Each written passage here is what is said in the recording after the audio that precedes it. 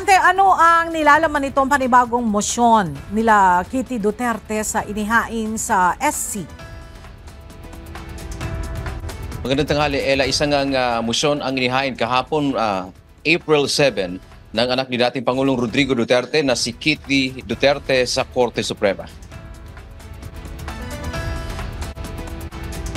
Hiniling nito na magtakda ng oral arguments sa pagdinig para sa petitions for habeas corpus na inihain nilang magkakapatid kaugnay sa pag-aresto sa kanilang ama na si dating Pangulong Rodrigo Roa Duterte. Sinabi ng kampo ni Kitty sa oral arguments ay malalaman kung nagkaroon ba ng paglabag sa constitutional rights ng dating presidente nang arestuhin at ibigay sa International Criminal Court o ICC na walang pahintulot mula sa korte sa bansa ng ang kanilang ama.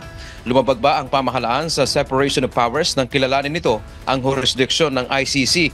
Dagdag pa ng abogado ni Kitty na si dating Chief Presidential Legal Counsel Salvador Panelo, mahalaga ang kaso at mataas ang interes ng publiko hinggil dito. Sa pamamagitan ng oral arguments ay masuri ng korte ang mga legal at constitutional issue sa petisyon sa paraang transparent at madaling maiintindihan.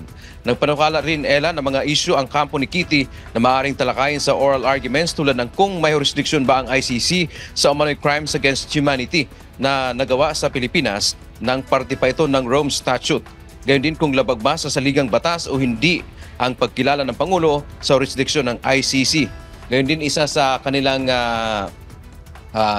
inilatag na maaring topic, Ella, o issue na tatalakayin sa oral arguments kung nagiging moot and academic o wala na bang saysay yung kanilang petisyon na inihain sa korte dahil nga na-transfer na yung kustodiya ng kanilang ama sa International Criminal Court. Yan ang ating update mula dito sa Maynila. Balik sa iyo, Ella.